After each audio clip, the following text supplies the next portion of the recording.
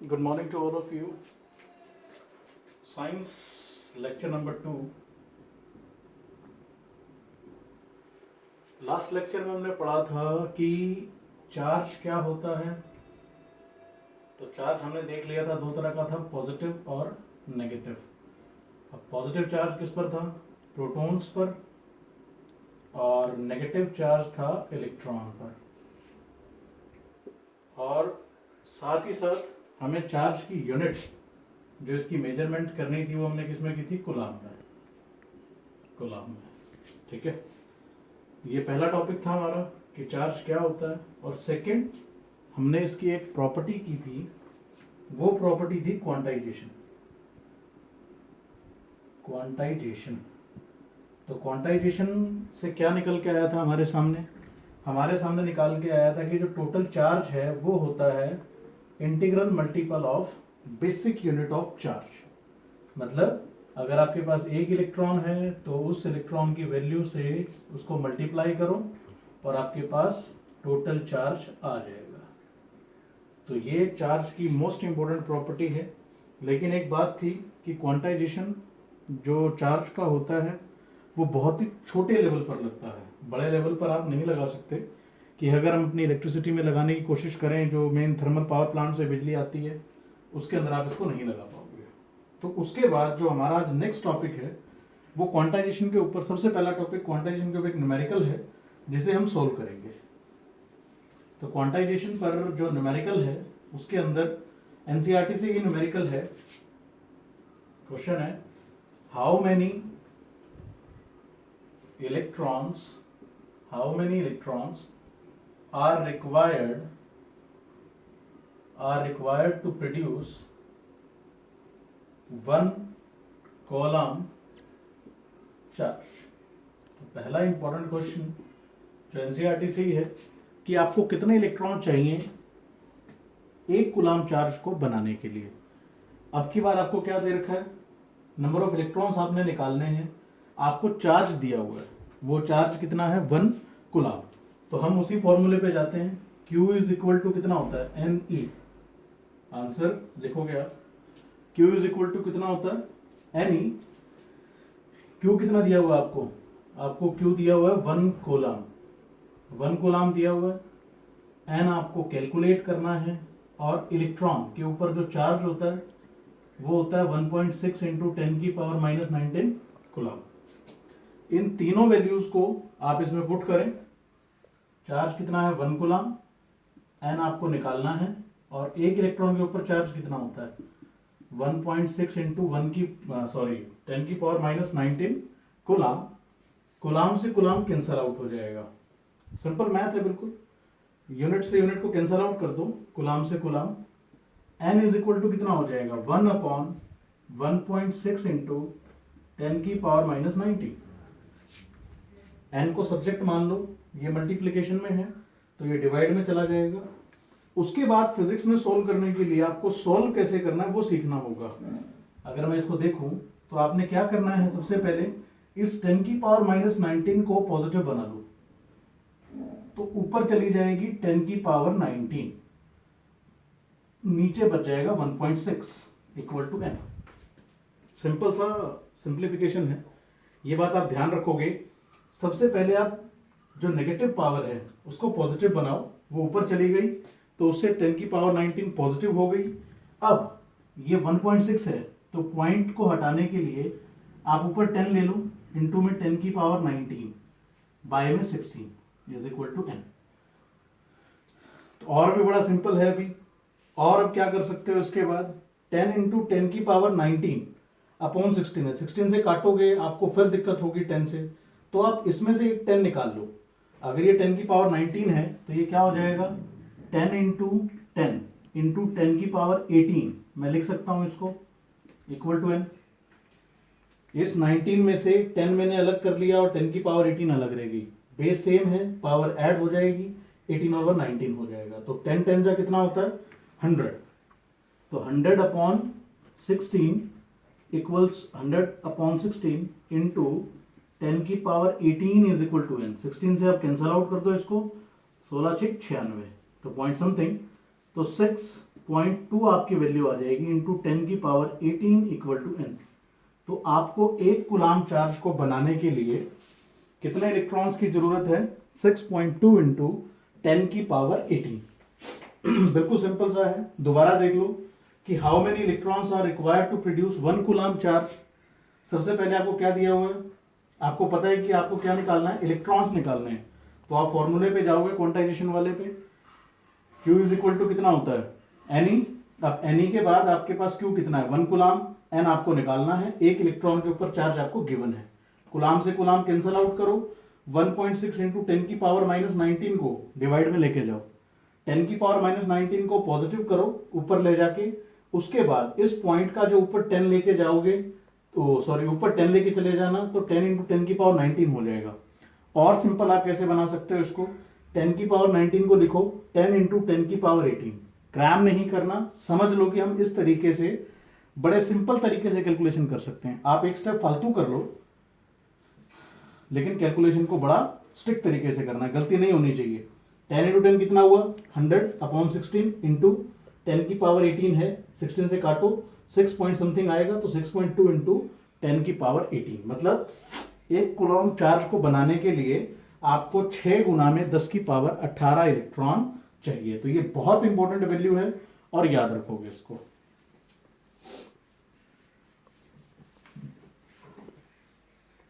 तो आपने ये देखा कि एक कूलाम चार्ज को बनाने के लिए, 1 कूलाम को बनाने के लिए हाउ मेनी इलेक्ट्रॉन्स रिक्वायर्ड?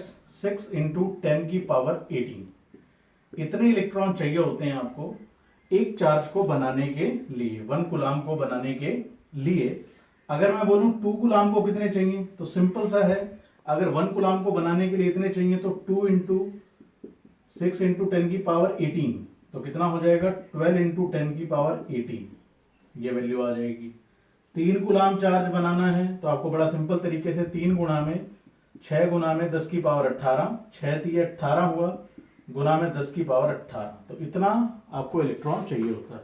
तो आप एक इलेक्ट्रॉन एक कूलाम बनाने के लिए ध्यान रखें कि कितने इलेक्ट्रॉन की जरूरत है। तो आप 2 3 4 किस तरीके से भी पेपर आ सकता है, पेपर में आ सकता है ये क्वेश्चन, मोस्ट इंपोर्टेंट क्वेश्चन है, तो ध्यान रखें इसको। इसके बाद जो नेक्स्ट टॉपिक है वो है अपना इलेक्ट्रिक करंट। अब बात आती है इलेक्ट्रिक करंट की। अगर आपने चार्ज पढ़ लिया तो अब आपको इलेक्ट्रिक करंट का टॉपिक पढ़ना है। उससे पहले थोड़ी सी बात बता दूं कि किस तरीके से करंट फ्लो करता है। मान लो ये मेटल की एक वायर है और इस मेटल की वायर में इलेक्ट्रॉन्स तो होते ही।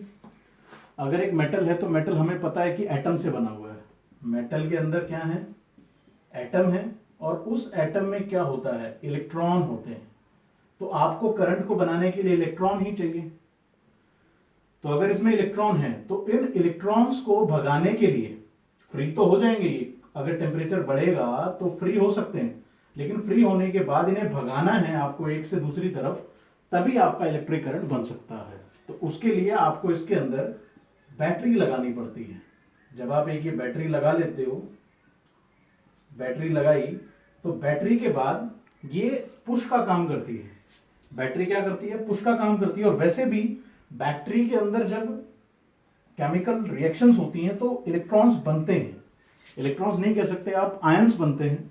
तो उसी के चलते आपके इलेक्ट्रॉन जो हैं वो फ्लो करना शुरू करते हैं। और इलेक्ट्रॉन की जो डायरेक्शन होती है बैटरी के अंदर, वो नेगेटिव से पॉजिटिव की तरफ रहती है। याद रखेंगे हमेशा कि जो इलेक्ट्रॉन्स हैं, वैसे भी आप देख लो कि इलेक्ट्रॉन्स यहां से निकले निकले निकले निकले, और इसके अंदर जो इलेक्ट्रॉन्स होंगे उन इलेक्ट्रॉन्स को रिपल्शन की फोर्स मिलेगी, क्योंकि हमें पता है like charges ripple each other and unlike charges attract each other. तो जैसे ही आप ये देखते हो कि नेगेटिव यहां पर आ रहा है, तो जो ये नेगेटिव इलेक्ट्रॉन्स हैं इसके, ये आगे की तरफ चलना शुरू हो जाएंगे और चल के आगे की तरफ पहुंचेंगे और इधर पॉजिटिव एंड पर आकर वो अपने आप को खत्म कर लेंगे, और पॉजिटिव एंड पर आके वो अपने आप को पूरा खत्म कर देंगे। वो केमिकल डिस्चार्ज होता है बैटरी के ऊपर। अगला लेक्चर में बना दूंगा कि किस तरीके से बैटरी के ऊपर या बैटरी काम करती है। तो आप अभी के लिए जान लें कि बैटरी के नेगेटिव से इलेक्ट्रॉन निकले और पहुंचे कहां पर? पॉजिटिव टर्मिनल पर। तो इसी के चलते जब इलेक्ट्रॉन्स यहां से यहां फ्लो करना शुरू कर देते हैं, तो जब इलेक्ट्रॉन्स फ्लो करते हैं तो उसके कारण ही बनता है आपका करंट। तो ये बात आपको क्लियर हो जानी चाहिए। कि बैटरी आप लगा देते हो एक कंडक्टर के साथ, तभी उसमें से करंट फ्लो करना शुरू करता है। जो इसके फ्री इलेक्ट्रॉन्स होते हैं, आप सिल्वर की वायर ले लो, आप कॉपर की ले लो, तो उसके अंदर जो फ्री इलेक्ट्रॉन्स हैं वो इलेक्ट्रॉन्स क्या करना शुरू करते हैं, मूव करना शुरू करते हैं। जब वो मूव करेंगे तो मूव करने से क्या बनेगा, करंट बनेगा। तो उसी को बोलते हैं इलेक्ट्रिक करंट। तो इसकी जो डेफिनेशन है, आई होप समझ में आ गया होगा कि बैटरी आपने लगाओ, बैटरी पुश करेगी इलेक्ट्रॉन्स को, इलेक्ट्रॉन्स आगे की तरफ आएंगे, इधर से रिपल्शन होगी और इलेक्ट्रॉन्स आगे की तरफ मूव करके पॉजिटिव एंड की तरफ, क्योंकि जब इधर पॉजिटिव चार्ज है, इधर एक इलेक्ट्रॉन है, अगर एक इलेक्ट्रॉन इसको चाहिए तो जैसे ही इलेक्ट्रॉन इसके पास जाएगा, मैंने कल भी बताया था कि सोडियम अगर अपना एक इलेक्ट्रॉन लूज कर देता है तो उसके ऊपर पॉजिटिव चार्ज आ जाता है, तो उसके आउटरमोस्ट शेल में उसे एक इलेक्ट्रॉन की जरूरत होती है। 3 4 5 6 7 8 और एक जब ये नहीं है, इसको चाहिए, तो जब एक इलेक्ट्रॉन यहां से आ रहा है तो वो इलेक्ट्रॉन इस सोडियम को कंप्लीट कर देगा, वो अपना जो उसके पास इलेक्ट्रॉन थे उस इलेक्ट्रॉन्स को बिल्कुल कंप्लीट कर देगा। तो इसी तरीके से उसके ऊपर पॉजिटिव चार्ज हट जाएगा और वो पूरे का पूरा सोडियम बन जाएगा। तो इसी तरीके से आप इलेक्ट्रॉन चलते हैं और इलेक्ट्रॉन्स यहां जाने के बाद अपने आप को कंप्लीट कर लेते हैं। तो इसी के चलते करंट बनता है। तो जो करंट बनने की प्रक्रिया है वो किसके कारण है, फ्लो ऑफ चार्ज। तो डेफिनेशन भी यही है, इलेक्ट्रिक करंट की डेफिनेशन क्या है, it is defined as a flow of charge. अब फ्लो ऑफ चार्ज हो रहा है, कितना चार्ज हो रहा है वो हम निकाल लेंगे, लेकिन जब आप करंट की बात करते हो तो करंट में एक चीज और आती है कि कितने टाइम में फ्लो कर रहा है, तो उतना ही अच्छा करंट बनेगा। ज्यादा टाइम लेगा तो कम करंट बनेगा, अगर कम समय लेगा एक चार्ज फ्लो करने में तो जो करंट है वो ज्यादा बनेगा। तो it is defined as a flow of charge in per unit time, या flow of charge per unit time. और क्या लिख सकते हो डेफिनेशन में, flow of charge per unit time या in a particular time. Flow of charge in a particular time भी लिख सकते हो, और flow of charge in a particular time, ठीक है, इज, ठीक है। तो इलेक्ट्रिक करंट की डेफिनेशन हमारे सामने है कि flow of charge in per unit time is produce current, या वो करंट को बना देता है। और करंट कुछ भी नहीं है, एक वायर लो, वायर में से करंट जाता है, तो उस करंट जब इलेक्ट्रॉन्स वहां से भागते हैं तो उसकी एनर्जी को यूटिलाइज करके आपके फैन चलते हैं, आपकी बल्ब जलती है। ये बात याद रखेंगे आप हमेशा कि इलेक्ट्रॉन से कुछ नहीं होने वाला, इलेक्ट्रॉन का काम सिर्फ वहां से भागना है। जब इलेक्ट्रॉन्स भागते हैं तो उससे एनर्जी मिलती है और उस एनर्जी के कारण आपके फैन और आपके बल्ब जलते हैं, सभी चीजें चलती हैं उस एनर्जी के कारण। तो इलेक्ट्रॉन्स का सिर्फ काम है वहां से भागना, और उस भगाने के लिए आप उसमें बैटरी लगाते हो और बैटरी के कारण ही करंट वहां से भागता है, तो चार्ज भागता है, तो चार्ज भागता है तो वो करंट बना देता है। तो ये बात याद रखेंगे आप हमेशा।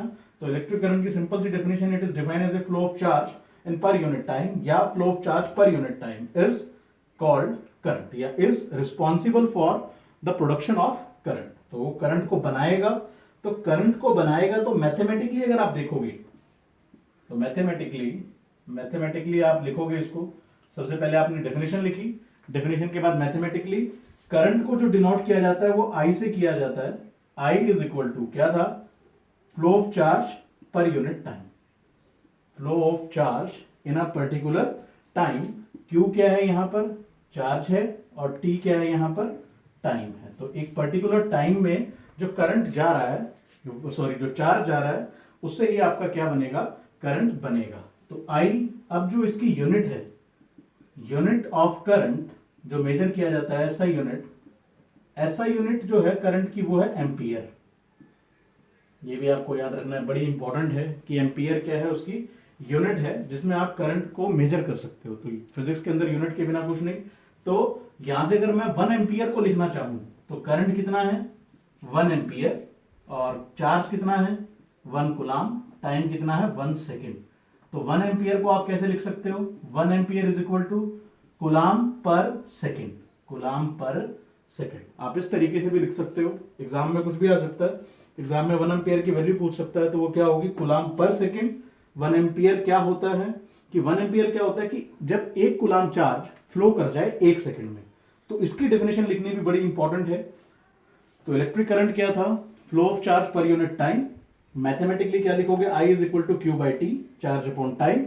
और जब यूनिट निकालोगे इसकी यूनिट ऐसा यूनिट एम्पियर है, और 1 एम्पियर किसके बराबर होता है, 1 कूलाम पर 1 सेकेंड, तो कूलाम पर सेकेंड। अब इसकी डेफिनेशन अगर हमें देनी है तो हम इसकी डेफिनेशन कैसे देंगे, 1 ampere is the amount of current, 1 ampere की definition, 1 ampere is the amount of current, amount of current flow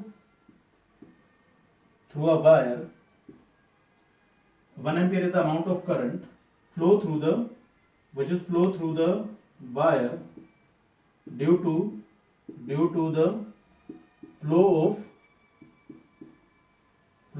1 coulomb charge, 1 coulomb charge in 1 second। तो ये 1 एम्पियर की डेफिनेशन है। 1 एम्पियर की डेफिनेशन भी एग्जाम में आ सकती है, तो आपको याद रखनी है कि 1 ampere is the amount of current flow through the wire due to the flow of 1 coulomb charge in 1 second.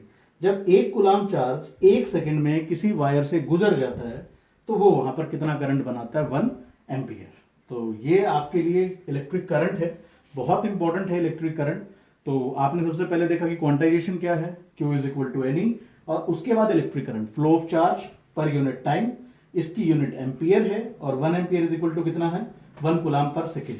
तो इसी की डेफिनेशन क्या है, is the amount of current flow through the wire, current जो है वायर से flow करता है due to the flow of 1 coulomb charge in 1 second. 1 second में अगर 1 कूलाम चार्ज चला जाए तो वो रिस्पॉन्सिबल रहता है 1 एम्पियर करंट को बनाने के लिए। तो आप यहां तक कर लेना इसको अच्छे से। Thank you.